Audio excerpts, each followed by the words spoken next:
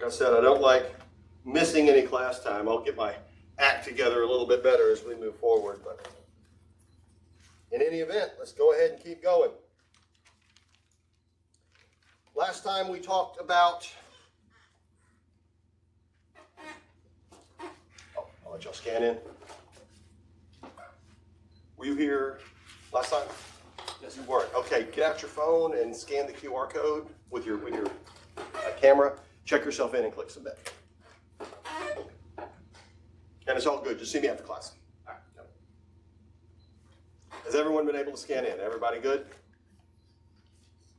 I like it. I like it a lot. Okay, so. What's the matter?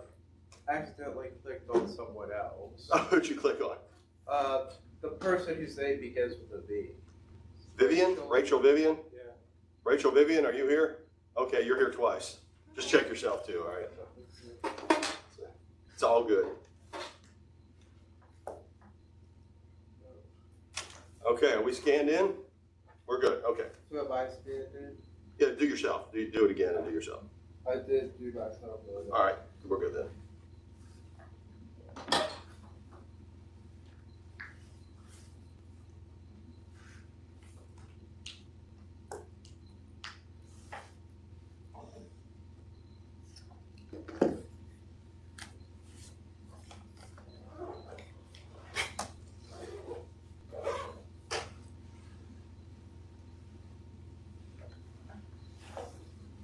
So we talked about Homo habilis, Homo erectus, my mother-in-law, Neanderthals, Cro-Magnons, right? And there is definitely a distinction between us and the Neanderthals. Although Neanderthals had bigger brains, we have bigger frontal lobes, and that gives us the ability to think creatively, to problem solve, to ask questions, to adapt to changing environments that might not be very hospitable. So we don't really know what happened to the Neanderthals. Again, we could have exterminated them. We could have just merely outcompeted them. Climate change, pandemic disease. Obviously, there was a little lovemaking going on. But in any event, they're not here anymore. That's the key.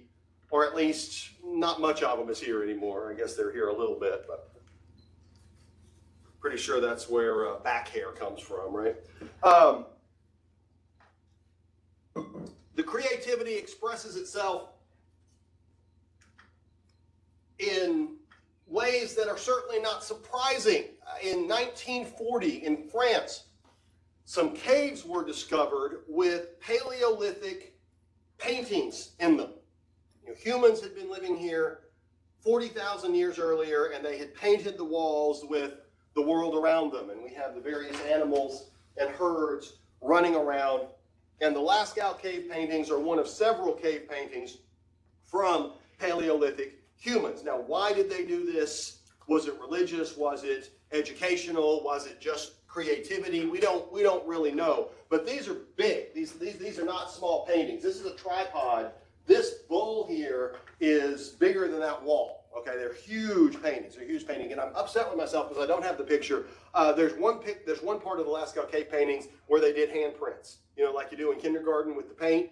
There's a section where they all put their hands on the walls, and so we have 40,000-year-old human hands. And big surprise, they look exactly like ours, right? Come on in and have a seat. It's all good. We'll just talk after class, but keep going. We're good. And so I want to put a picture of that up because that really drives the humanity home with the Lascaux cave paintings. And you can go there today. You can't go in the caves anymore because of the potential damage of the humidity and all that. But there are reproductions. And there are other cave paintings that have been discovered as well. These are only some of them, but they're just absolutely phenomenal. Absolutely phenomenal. About 10,000 BC, something happened that was truly radical. And it probably has to do with the Earth getting warmer. We entered into what we call the Holocene epoch. You don't have to write that down. The Earth got warmer. The Earth got drier. It changed the opportunities for the hunter-gatherers, the Paleolithic people. And that is what we call the Neolithic Revolution. That is what we call the Neolithic Revolution.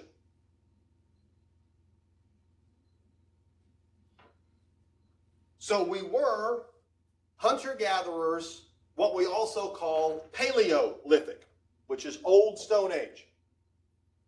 Paleolithic, which is Old Stone Age.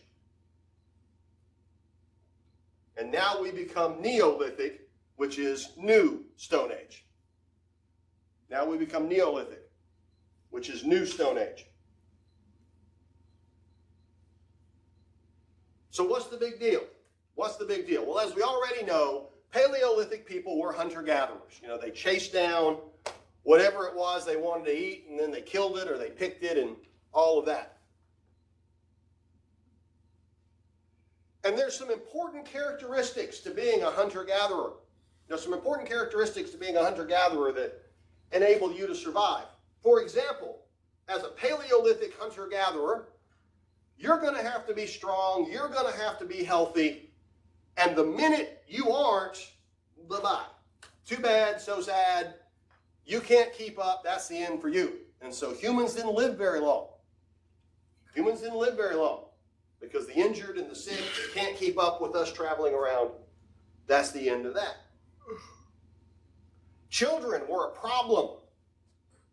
Children are a problem to Paleolithic people because they eat, but they don't contribute. They make a lot of noise. You got to tote them along. They can't keep up. You know, anybody that's trying to get your kid through the mall knows what kind of a problem Paleolithic people are going to have. Humans, of course, are going to develop language during the Paleolithic era because we have to use it to coordinate hunts, to pass down knowledge. You know, we didn't live every man for himself. Humans lived together. They would surround the animal and then all, you know, attack it and kill it and then drag it back to, you know, the cave or whatever. This is important. So whenever we surrounded the animal, I'm going to make a call and you're going to hear me and all of that. And hey, everybody, don't eat that plant right there, all right? Let's just stay away from that one. I saw a guy eat that yesterday and whew, you don't want to know what happened to him. So let's all agree that plant, not a good one. Language is important. Paleolithic man has to be innovative. We have to use that frontal lobe. We have to use that frontal lobe. Developing new tools, developing new ways to hunt down the animals. And, you know, the bow and arrow is probably the best example of that. The bow and arrow is probably the best example of that. We, of course, use our advantages to survive. The animals that we hunt, of course, are going to be quadrupeds. You know, they go on 4 feet. Now, this gives them the ability to run very fast. There's a reason why you can't outrun a dog. You can't outrun anything on 4 legs when it gets down to it. You can't even outrun a hippopotamus, okay? And that is absolutely true. And the reason is because when they've got 4 legs, they can move twice as fast. They can get twice as many steps in, which gives them the ability to move super fast. You know, a charging bison can go up to 45 miles an hour, even though they're big and heavy and very cumbersome. But we have an advantage over them by being bipedal. And this is what gives us the ability to actually hunt them and actually outcompete them. No, we can't outrun them, but what do we have that they don't have? Stamina. That's exactly right. We have endurance. Yes, hippos can charge 40 miles an hour. They can, but they can only do it real briefly. There's a reason why when you take your dog around the block, by the time he gets home, he is not interested in going for another round. That dog is worn out because moving all 4 of those legs the entire time is a sprint for him. And so what we do is we surround the animal, we injure the animal, and then when it takes off, all we got to do is follow it. Because it is not going to out-compete us in terms of that stamina. And so we find the animal, we track the animal, eventually we're going to catch up with it. Humans have remarkable stamina. We were probably bigger, stronger, faster, and generally more healthy as Paleolithic people than we are today. And that's kind of surprising for a lot of people. We like to think that the modern era has given us better health than our Paleolithic ancestors. No, they didn't live long. They died rather young. But in order to survive, you really do have to be fast. You really do have to be strong. It is believed that your typical Paleolithic hunter-gatherer could easily outsprint Olympic sprinters today. There's evidence that they could do it barefoot in sand, okay? Because if you're not fast, you ain't going to live. If you're not fast, you ain't going to live. And again, our modern diet enables us to have lots of food, but it's also lots of really bad food, right? Again, just look at your, look at your average American lumbering around, right? With our big old butts. How much sugar did we consume in the year 1900? About 7 pounds, which is still an enormous amount of sugar. How much sugar do we consume in 2022 on average in the United States? 80 pounds. 80 pounds of sugar.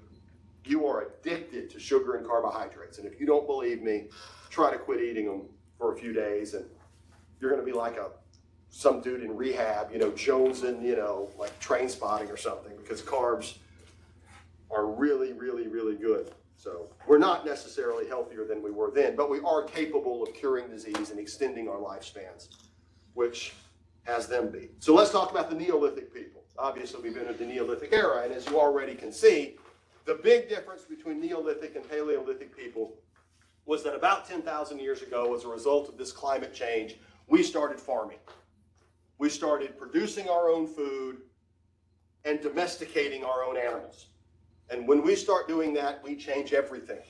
When we start doing that, we change everything. We're obviously not going to be nomadic anymore. We stay put. You pin the animals in, you grow the crops, you got to stay there.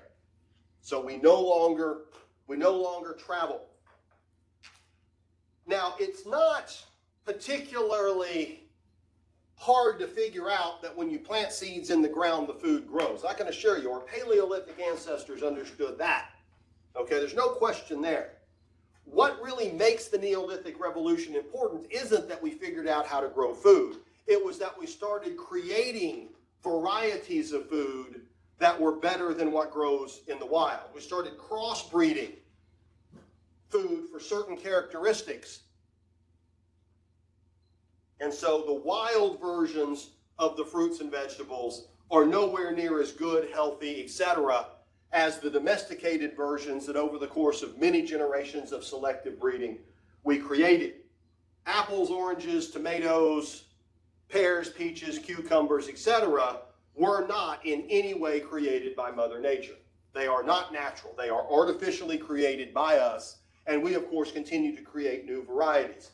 Some food that we grow is 100% artificial to the point that it can't even reproduce on its own. Corn, for example, is the second most consumed grain crop on this planet, and corn is completely incapable of reproducing on its own. It would go extinct without humans cultivating it. It would go extinct without humans cultivating it. Corn is completely unnatural. Mother Nature had nothing to do with corn becoming corn. It was developed in Mesoamerica about 5,000 years ago. Bananas, the #1 fruit on the planet and the single healthiest item that the earth produces, the single most complete nutritional product that Mother Nature gives us is the banana. Nothing is more complete than a banana.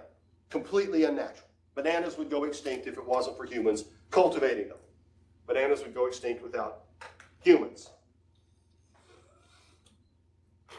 And we eat a lot of bananas. We eat a lot of bananas. Bananas are a fruit, right? Technically, they're a berry, right? Everybody knows bananas are fruit, right? All right, where's the seed? How are you going to plant a banana? Where's the banana seed?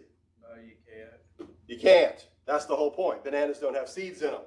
You can't plant a banana because there are no banana seeds. How the heck do we do that? Well, we clone them. That's how we do it. But they'd go extinct without that. When you bite into a banana, those little black specks, that's where the seeds are supposed to be. But our prehistoric ancestors didn't like that because biting into banana seeds was unpleasant, and so they crossbred varieties that were sweeter, better, bigger, much tastier, and no seeds. So completely unnatural, would go extinct without us, and it's the #1. Bananas are the 4th most consumed agricultural product in the world. What's #1? Wheat. What's that? Wheat. Good answer. That's #3. What's #1? Rice. Rice is #1. Corn is #2. Wheat is #3. Bananas is #4 of the foods we create. And 2 of those would not exist at all if we quit cultivating them. Animals are the same way. Cows, chickens, pigs, sheep, goats. These are not created by Mother Nature. I can assure you of that. Sheep are single-handedly the stupidest animals on four legs. Okay? Sheep would go tomorrow if it wasn't for us raising and domesticating sheep. What do? They sit there and stare and let you shear them for their wool without giving you any trouble whatsoever. We created sheep with that temperament. Okay, what do cows do? They taste really good and produce lots and lots of milk, and they don't give you any trouble when you walk up and start milking them. Okay, try to milk a bison and see how long you don't live. Okay, we took a primitive version of bison and crossbred varieties that had better and better temperaments, that had more fat in their meat, that were more like cattle, and eventually we get cattle. What are dogs? Really, dogs are wolves. Okay, dogs are genetically wolves, but we have created dogs out of wolves because they can serve a purpose. Cats, what do we create cats for? Rodent control. We created cats for rodent control. They're friendly enough to be around us and not hurt us. They're not big enough to actually cause harm when that primitive instinct kicks in, but they will decimate rodent populations. And so we bred domestic cats to be exactly what we want them to do, capable of living with humans without harming us, and yet still having a very strong hunter instinct when it comes to getting rid of the rodents that are getting into our grain. That is why you are not supposed to have an exotic pet. They are not domesticated. They don't live well with humans. It is bad for them. It is bad for us. You're never going to have a pet bobcat. It will not work, okay? You cannot domesticate a bobcat no matter how hard you try. Instinct kicks in. And there are wild cats that are the same size as house cats, and they're very cute, and no, they will never be domesticated. You will not box train them. You will not get them to sit and purr in your lap. Domesticated animals are the pets you need to have. Undomesticated animals, find some other way to be creative and express yourself and think that you're cool, okay? Because a stupid exotic pet is cruel to the pet and bad for you. And of course, different varieties of dogs, okay? Get a dog that doesn't, have a history of biting people's faces off. Can we agree on that? Because you're not cool if you have a dog that's mean and was bred for fighting, and you know what breed I'm talking about. Okay, different animals have different inherent characteristics, okay? We don't hear on the news of basset hounds killing people, okay? And there's a reason for that. They weren't bred for that. Moving on. Let's create a Neolithic village. We're going to start farming. We're going to start domesticating our animals. We're going to have to be in one place. The world is drying up. The world is getting warmer. So, of course, what are we going to do? We're going to go where the water is, right? We have to find the water because that's the important part. And, of course, we want to be farmers. So where are we going to set up our Neolithic village? River. Bingo. We are going to find ourselves a nice river. And how about we have the water flow this way? We're going to find ourselves a nice river so we can have plenty of water. That's good for us. That's good for our animals. We have to irrigate our crops after all. Rivers are really cool because you see, rivers never flow consistently. Sometimes they have very little water going through them. Sometimes they flood and overflow their banks. And sooner or later, we're going to be able to predict, right? Which will be great for us, but we're not quite there yet. But every time a river overflows its bank, it deposits organic gunk on the surrounding soil. And so rivers aren't just a source of water, but the banks along the sides of rivers are very, very, very fertile, very good for growing crops. And so when we go hunting for that water and we find that river, man, there's all kinds of stuff growing along the banks of that river, and it's super cool. And a lot of these are the grain crops that we will eventually crossbreed into things like wheat and oats and barley. And again, those are not natural, but we will start crossbreeding varieties of these wild grains and make them better, and then we grind them up and we turn them into bread, and we're in good shape. Every river looks kind of like this.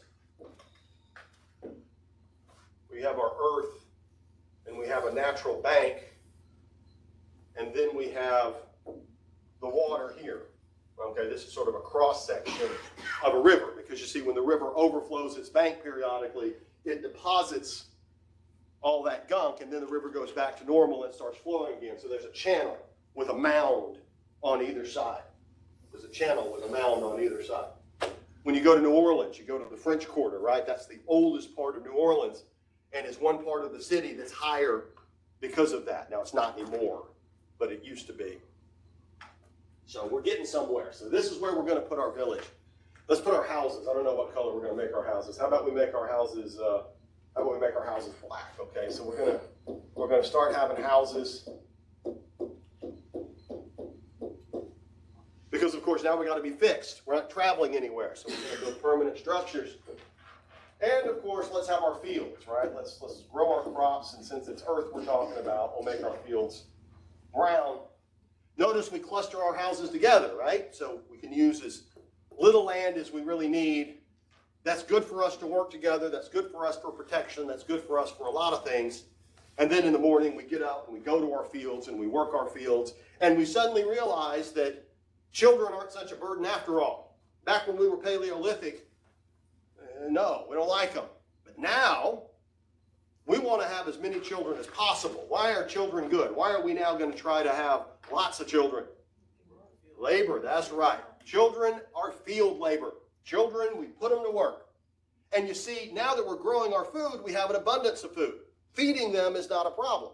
One person who works hard and can produce far more food than he needs. And so the more children we have, the more work we do, the more food we create, the better off we are. So that's one big difference now between us and our Paleolithic ancestors. Populations start growing considerably. We have a more diverse diet. We can control our diet. We can decide what we're going to eat, which animals we're going to slaughter, which grains we're going to cultivate. We can be confident that next week, next month, next year, as long as we keep things going, food will be there. So we can start relaxing. We can start planning our lives in a more consistent way, because we know things hopefully will work out. And now we've suddenly found ourselves in a unique predicament. We've got way more food than we need. I mean, now that we've started cultivating these crops and domesticating these animals and penning them up, I don't know about you, but I'm darn sure not hungry. We've got way more food than we need. And so a few of you say, I've got an idea. How about instead of growing food, how about I make tools instead? We need tools to cultivate the fields. And a few of you over here say, I'll tell you what I'll do. I'll build houses. You know, we don't all have to be farmers anymore, and so I can put my time into building houses. And a few of you say, I'll make clothes. You know, walking around naked is nowhere near as much fun as it sounds, and so we're going to start producing cloth and producing clothing. And some of us get pretty specialized. Some of us will just make shoes, right? Some of us will just make certain types of tools. If you do the same routine over and over again in a craftsman type environment, you get better, don't you? You get more efficient. You produce a higher quality product. You get good at what you do. So now we have specialization of labor. Some of us are going to be farmers. Some of us are going to specialize in other crafts. Paleolithic people made tools by chipping and flaking. Neolithic people make tools by grinding, which takes a lot longer but produces a higher quality tool.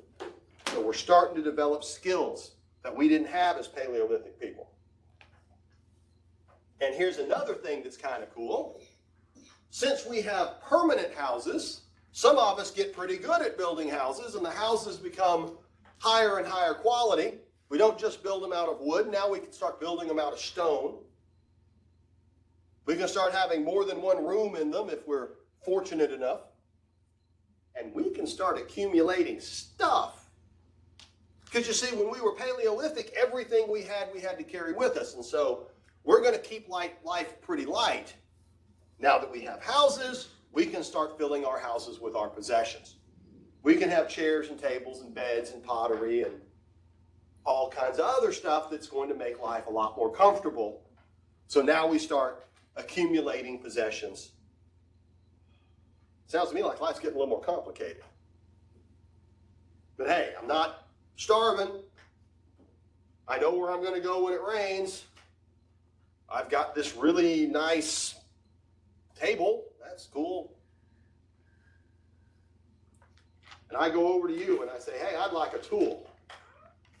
And you look at me and say, yeah, I worked real hard making this tool. I'm kind of hungry. Got an idea. I'll give you some of my food. You give me some of your tools. And you in the back say, I'd love to build you a house, but I ain't going to do it just to be nice. You're going to have to feed me too. And the tool maker says, hey, would you build a house for me? And the house builder says, sure, but you're going to have to give me some tools for doing it. And all of a sudden we have economics. We have trade and commerce. Some people doing things, other people doing things, trading, doing business. I apply my skills to help you, you apply your skills to help me. And what economics then does is create different classes. Because some of us are going to do very well, make good deals, work real hard and produce a lot. Some of us are going to be lazy. Some of us are going to be incompetent. Some of us are going to be unfortunate. So some of us end up well off. Some of us end up not well off. Some of us end up in the middle. We're not all equal anymore, like we were when we surrounded the big animal and killed it and all just kind of cut it up and shared it. Now some of us are doing better. Life's getting complicated.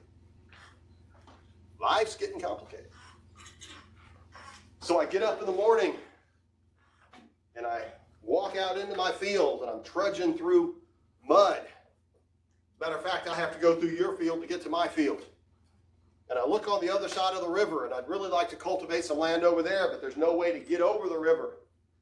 And I'd really like to get some of this water into my fields, but there's going to have to be a lot of work done to dig canals and levees and dikes and dams to move that water in. And so we all get together and we say, you know what, we could really use a road. We could really use a bridge. We could really use irrigation. Now, who, of course, is going to use the road? All of us. Who's going to use the bridge? All of us. Who's going to take advantage of the irrigation when we set up irrigation networks? Well, obviously, we all will, right? So here's an idea. Who wants to build the road so everyone else can use it? No, I think I'll let you do that, right? I've got other things I'd like to do. Road ain't getting built that way. We can't volunteer to have these projects done that we all use. I've got an idea, folks. We're going to have to make everybody contribute. Everybody's got to help build the road. Everybody's got to help build the bridge. Everybody's got to maintain the irrigation system. We all use it, right? And since I don't see people stepping forward on their own to do this hard work, we're going to have to come up with an agreement that it's just something everybody has to put some time into. What have we just created? Taxes. Now, taxes back then weren't necessarily money. They don't have money yet. We haven't invented that. Taxes can be time, labor, effort, energy. We need some tools to work on the road. Okay, tool maker, you're going to have to make some tools, and that'll be your contribution. We need people to clear that road and pack it down. Okay, farmers, that's going to be your occupation. We need people to build that bridge. Okay, home builders, y'all are good at building with stone, so you home builders can be the ones to build the bridge. We're all going to have to pitch in some of our time and effort for these things that we all benefit from. And one rule we figure out real quick is it cannot be voluntary. It has to be required. It is a rule that you must follow. You don't have a choice. Even you lazy people, get off your butt and go work. You got to pay your tax.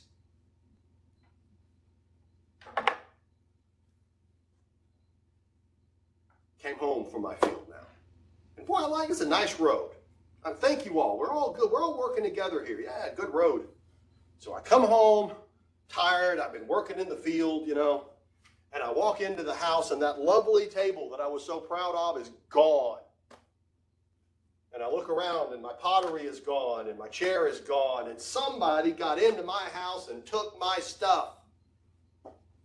What the? That ain't right. It's my stuff. Somebody took my stuff. And you know, now that I think about it, a few of you lazy bums aren't doing your work on the road, are you? We've got a rule that says you have to, but I ain't seeing it happen. A few of you are finding sneaky ways to not show up. And there's this guy, this buddy of mine, and he was walking down the street the other day, and somebody conked him on the head and took his stuff right off of him and ran off. And I don't know who that person was, but man, I'd like to find him. We're going to have law and order, aren't we? We're going to have rules that everyone must follow, and we're going to have punishments for people who refuse to follow those rules, because there's going to be people that do. I can ask all day long, please don't take my stuff, and somebody is still going to come into my house and take it. I can ask all day long, you got to go work on that road, and some of you are still not going to do it. And again, some of us are even really evil and violent, and they hurt other people. And so now we got to have law and order. Now we got to have law and order. So what do we have? We've got taxes, we've got laws, we've got economics. Life is getting a lot more complicated, isn't it? Sounded like a broken record there. Today we understand the biomechanical processes that allow food to grow. You know, the little brown seed, we put it in the ground. We understand why the water germinates it, and we understand photosynthesis, and we understand how the oxygen and the carbon dioxide and the sunlight and the water all comes together to produce the sugars that the plant enables it, grow on the plants. We understand what the fruit of the plant is. It's energy that the seed can then live on after it drops from the tree. And because that energy is good for the seed to live on, that's also good for us to eat. And why fruit is sweet, because it has that sugar in it. We understand these processes. We Neolithic people don't have a clue what these processes are. And it is mind-blowing. It's taking that frontal lobe of ours and putting it in a pretty weird space, because I take this little seed, put it in the ground, make sure it gets wet, and whoo, out comes the food. Amazing. Where on earth did it come from? When I dig underneath, it wasn't in the ground. Wow. Wild. And I mentioned we need lots of kids, right? Kids are now a good thing. And man, that is one freaky process. I mean, I know what it takes to make them, but boy, it grew inside of her and then came out. My God, that's weird. It's also very, very important. But you see, here's the part that's particularly vexing. Doesn't always work. Sometimes we plant the seed in the ground and it doesn't grow. Sometimes the rain doesn't fall. Sometimes the plant grows a little bit and then it turns brown and shrivels up and dies. Sometimes it grows and there's no food on it. We need lots of kids, but they're not having any kids. I mean, it's not for lack of trying. We can figure that part out, but no kids. She ain't getting pregnant. And that kid over there, he ain't doing any work anytime soon. I mean, I don't know what's wrong with him, but And this woman over there, she died. She had a baby growing in her, obviously, and something killed her. And I'm pretty sure it was related to her being pregnant. A lot of the ladies are dying during childbirth. That stupid baby doesn't come out the right way. I mean, what's that all about? I really, really don't need that to happen. There's not a single woman out there that wants to die during childbirth, but it happens. There's a lot of issues here. So clearly, there is some sort of force, some sort of entity, some sort of something. Can't see it, but it's there. And it makes the food grow. It makes the children be born. It makes the river flow. That water's got to be coming from somewhere. I can't figure out where the water's actually coming from, but it's clearly coming from somewhere. It makes the rain fall, because I have no idea how water can just come out of air, but it happens. So whoever you are, whatever you are, be my friend. Because sometimes you like me and sometimes you don't. You like some people and you clearly don't like others. So I want you to be my friend. Please give me healthy children. Let the crops grow. Don't make me walk down the street and fall over dead like that happened to that guy over there. And of course, some men are going to come forward and say, I know how to make that happen. I know what to do to keep that force happy. I know what to do to keep the entities on our side. I know what to say. I know what acts to take. Oh, and by the way, you got to give me a lot of money too. So now what have we created? We created religion. Early peoples worshiped nature gods. Early people worship nature gods, the god of fertility, the god of rain, the sun god, so on and so forth. What is that big old fireball up in the sky? It's really important because when the sun doesn't shine, my crops don't grow. So whatever you are, sun, do me a favor and keep on shining. And so the priests come forward and say, I know what to do to keep the sun god happy and to keep the rain falling and to make the children happy. And people who don't experience the good, but experience the bad, they're cursed, right? The gods don't like them. That's why that kid's got something wrong with him. That's why that woman can't get pregnant. Boy, life's getting complicated. Gets even worse. Or more complicated, I don't know. I like the modern era a lot better than I would like being a hunter-gatherer, so I suppose it's all relative. You see, we're doing great. Our food is growing, our children are healthy, life is good. There's law and order. Everybody is more or less respecting the rules we have to follow. But there's people over on the other side of that hill, and those people are a bunch of jerks. Those people are not nice at all. You see, the gods blessed us with lots of food and blessed us with lots of prosperity. The gods clearly don't like them. Their crops didn't grow. As a matter of fact, a couple of years ago, they all got sick at once, and a bunch of them died. And, clearly there's something wrong there. And you know what they did when they didn't have that, when the gods decided to punish them? They came over here and took our food. They didn't ask. They just came over here and took it. And when we tried to stop them, they killed us. They made weapons instead of tools, and they shish kebabbed a bunch of us and ran off with our food. Those jerks. And you know what? I mean, those people really are jerks because, a few years ago when we were the ones that were hungry and the gods were cursing us, they wouldn't share.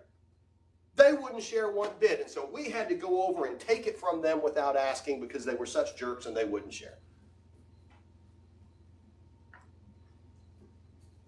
What are we going to have to do to make sure those people don't take our stuff and make sure they share with us when we need it? What are we going to have? I'm sorry? A treaty. We're going to have soldiers. We're going to have an army. And it's good to have soldiers because they can maintain law and order at home too. You see, the soldiers can make sure that everybody follows the rules, that everybody pays their taxes, that people don't attack each other and steal each other's stuff. So now we have to have people that are trained in fighting, people with weapons, people that protect us and defend us and make sure we have plenty of stuff that those other people would involuntarily like to donate. Now, we've got a class-based society. There's wealthy, there's some of us in the middle, there's the lazy bums. And we figure out real quick that soldiering is a dangerous occupation. Being a farmer has its risks and being a craftsman has its risks, but nothing's got its risks like being a soldier because, of course, what's going to happen if you're a soldier if you're not quite so lucky? You're gonna die. Yeah, you get killed. This is an occupation where death is a very real part of what you do. So anybody in here want to die on the job? Pretty sure not. We're going to have somebody be the soldier. Somebody's got to do that. Somebody's got to do this. So who are we going to send to be our soldiers? Is it going to be the rich? Is it going to be the middle? Or is it going to be the lower classes? Who's going to have this job that admittedly is a lot less fun than being a farmer or a craftsman? What's that? Now, we would think the lower class. Everybody says that, so there you go. You're thinking. But I got a question for you. First of all, we don't think very highly of them because they're not very prosperous to begin with. So I'm not exactly going to see them working very hard to be soldiers, right? They don't have much. They have very little. They're poor. They don't have a lot of stuff. So when the people from over there come charging over with their army and say, we're going to kill you and take your stuff, are they going to fight? Or are they going to say, hey, go right ahead, you ain't taking nothing from me? Right? What have I got to lose? I ain't dying to protect somebody else's stuff, right? But there's even a deeper concern with the poor people being the soldiers. If we train them at being soldiers and we give them weapons and we teach them how to fight, they might just decide not to be poor anymore. They might decide, hey, I like his stuff and I'm the one holding the weapon. So maybe it's a good idea not to give the poor people weapons and military training. Maybe we need to make sure that the people with weapons and military training are the people that have stuff they want to defend. Following me? And so it is the upper classes, it is the better off people that will sign up to be the soldiers. They've got the time to train, they've got the resources for the weapons and things like that. They have something to fight for.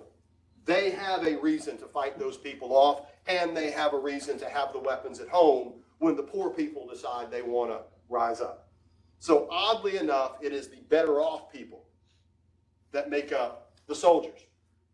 And the commanders, the people in charge of the soldiers, are going to be the wealthiest, the best off, the people at the top of the economic ladder.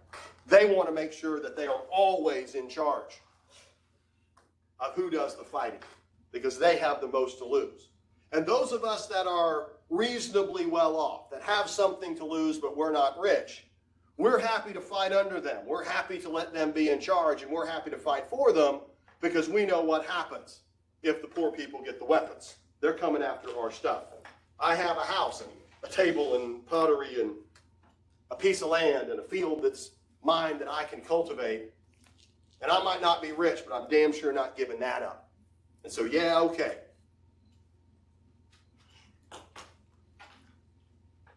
Now, the rich people, the people that are at the top of the ladder when it comes to the military. Tough job. They're at the vanguard of the army whenever they fight a war. They're the people that the bad guys are going to want to kill more than anyone else. The officers have the toughest job of all in the military. They take the most responsibility. So we go off and we fight those people on the other side of the hill, and we win and we succeed. And they come back and they say, we fought this war and we won and we protected, and your fields are safe and you're not going to be conquered. Now, are they going to do it for free? Of course not. They're going to turn to the rest of society and say, now we get something for this. We just defended you. We just protected you. We just made your life better. And we're going to get something for it. Nothing is free. You don't get anything for free. Now, what do you think these wealthy military leaders want? Well, they've already got resources. They've already got wealth. They're already rich people. Wealth, when you really think about it, is really only about one thing. Wealth gives you one thing in life, and this is the only reason why you look for assets. It's the only reason why you have money, the only reason why you want money, and the only reason why you want a lot of money. And that is privilege. It's all about privilege. The more money you have, the nicer house you can have in a nicer area. The more money you have, the better food you can eat. The more money you have, the more comfort you can have in life. You see, not everybody can live in a beautiful mansion. Not everybody gets to sit in a box seat at the Superdome. There's not enough room for that.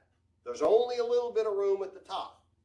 And so what the wealthy people want isn't necessarily money. They already got that. They want privilege. They're going to say, I want to be better than the rest of you. I get to be a special person. You see, when it comes to my house, I get to have it on the best piece of land. When it comes to my taxes, I'm not paying it. You guys are going to do the taxes, not me. When it comes to the laws and the punishments, if I break the law, I get off a lot easier than the rest of you. When it comes to waiting in line, I don't know what a line is. I go right to the front. I am privileged. And in order to ensure that I'm going to stay privileged, I'm even going to make it to where money can't buy it. I'm going to create a situation where my privilege is written into the law. So no matter how much money you might get, you're never going to get the privilege I have. And that's because I was the one who put my life on the line defending you. And of course, what have we now created? Nobility. We have now created nobility, a small group of people who are legally better than everybody else. Written into the law, these people are in a VIP club. And the only way that can exist is if it is a small club. The only way we can have a VIP club is if only a handful of people get in. And that's what these wealthy people that have just fought the war for us are going to demand. And did I mention they're the ones with the weapons and the military training? And so if you have a problem with it, you don't anymore. Because they're holding the weapons and you're not. They're holding the weapons and you're not. And you know,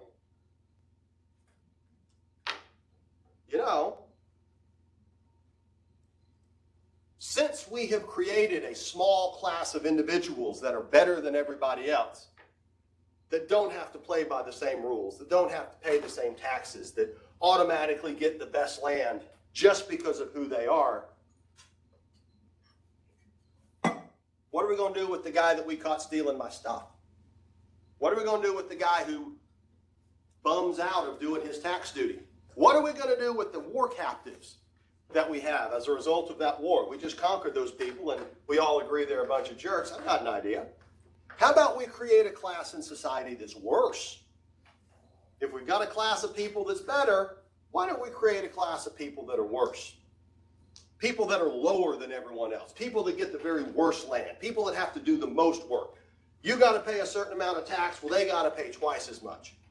Oh, and by the way, if they get caught breaking the law, man, it's real bad on them. The punishment for them is substantially worse if they're criminals. So if we can have nobility, we can also have slaves. We can have a class-based society economically, and then we can also create legal classes where it isn't just money that determines where your status resides. Did I mention life is getting complicated? I mean, life is getting really complicated. Dang. Maybe we ought to just go back to hunting and gathering, right? Maybe life was just a lot simpler then. Not me. I like my couch and my TV. I like being able to just head over to the Super Walmart and buy as much sugar as I want and then stuff it in, right? But what we have to understand is that these characteristics, and I know we got to go, these characteristics that I've described are going to be a model for ancient civilizations all across the world. Every continent, every group of people that develop civilization are going to, in one way or another, develop this model. Even cultures that are clearly completely disconnected from each other and do not communicate, they all sort of learn economics, they all learn nobility, commoners and slaves, they all learn how to do taxes, they all learn how to do laws. And finally, and I know we got to go, because life is getting so complicated. Because you see, last week the priest died and nobody remembers the prayers that need to be said to keep the rain falling. And you made a deal with this guy over here, and when y'all came back to close it and he brought you some food and you brought him some tools, y'all disagreed over what the deal really was, right? And I paid my tax. I worked on that bridge, but y'all don't necessarily remember that I did it, but I guarantee you that I did. We're having to keep track of all this stuff now, aren't we? So I've got a final idea. We can end on this. How about we start writing it down? How about we start keeping a written account that we can refer back to make sure that we know what the deal is that we made. We know who paid the taxes. We know what the ritual prayers are to keep the gods happy. Wouldn't it be great if we could put it in symbolic form on paper or on some sort of fixed medium and now we have writing, and now we have entered the historic era. And this begins about 3000 BC.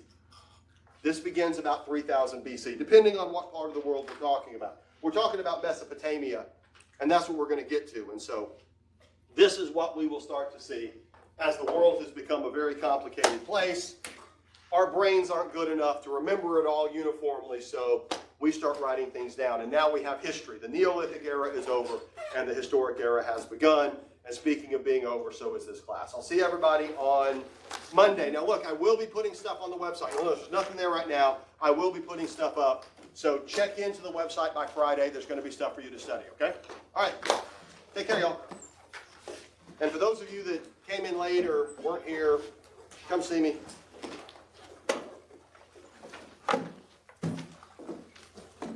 So,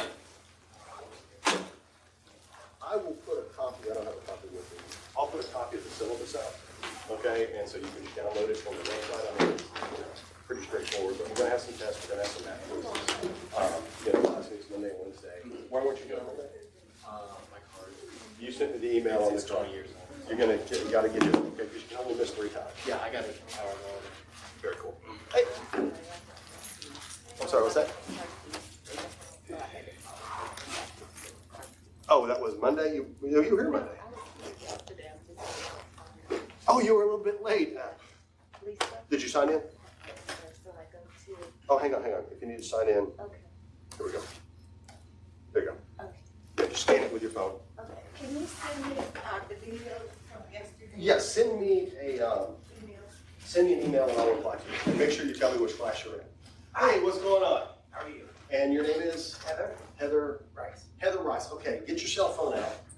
I don't have a syllabus with me. I've got one in my office if you want to walk down, but take the camera and just hover it over the QR code. And then you can find your name and check yourself in. This is how we take roll. Real easy.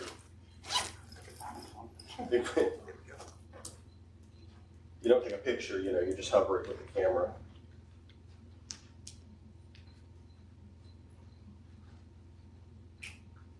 And then go to that website, then check your name and submit.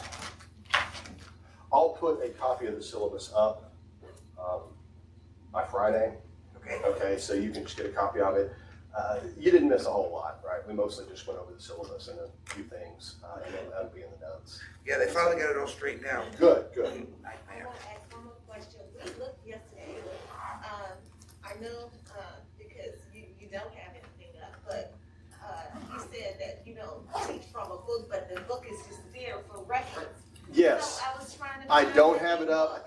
up. Okay, I'll tell you the truth. The book is electronic, Right. and figuring out how to make that work in a way that's easy for you guys is not easy. Okay, so I'm still trying to figure that part Because out. they was telling me to go to the bookstore. I said, I've been to the bookstore. No, it's an electronic book. It's an ebook. So I can't get to the book though. 'Cause we tried. I'm going to do my best to do that, but understand the material for the class isn't really going to come from the book anyway. It's a reference. Okay, so don't stress about the book too much, but I'm going to try to get an electronic version up. I've just got to figure out how to do that.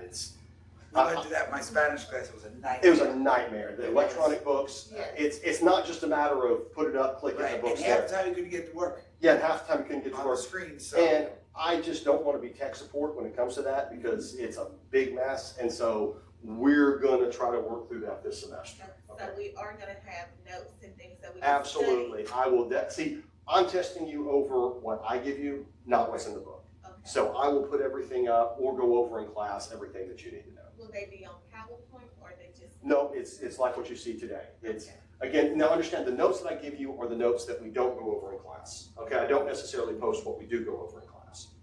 Okay, because that's why you're Pay here. attention. That's why you're here to take notes, right? Now, I'll send you another copy of the, if you email me, I'll send you a copy of the lecture.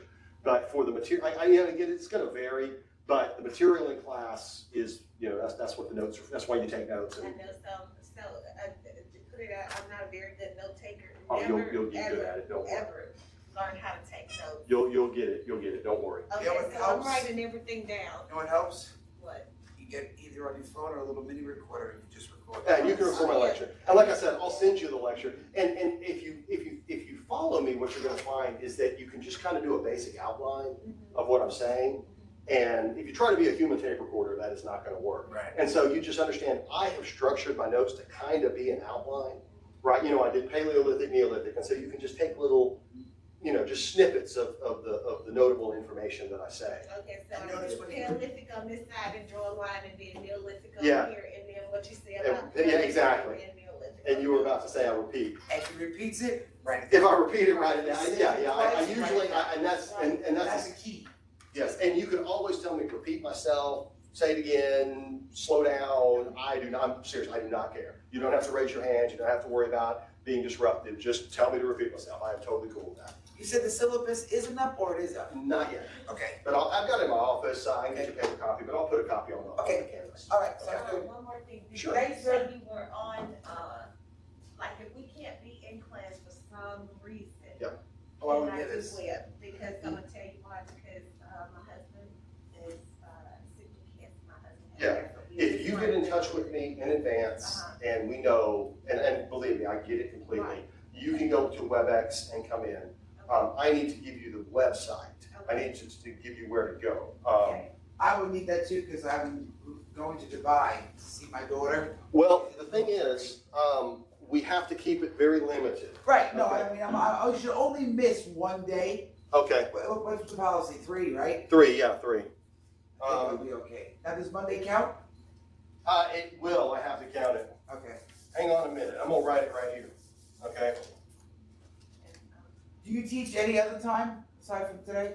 I mean, aside from Monday, Wednesday? I teach this class well, I have a version of this class that I'm teaching on Tuesday and Thursdays at 11, but it's an 8-week, so we're moving ahead a lot faster. Right, but I mean, if we miss a class, can we come sit in one of your classes? There's not gonna be another one to sit in, Oh, okay. that's the thing. But we just do Monday and Wednesday, because on the thing it had Monday, Yep. Wednesday, and Friday. Oh, whoops, I think the slash is that way. Okay. Yeah, it's just a Monday, Wednesday. Whoops, Trevor, I need to spell my own name. If you go there, you can WebEx in when class starts. Oh, hang on just a minute. Is there 2 forward slashes? Yeah, HTTP, you know, just like a regular website.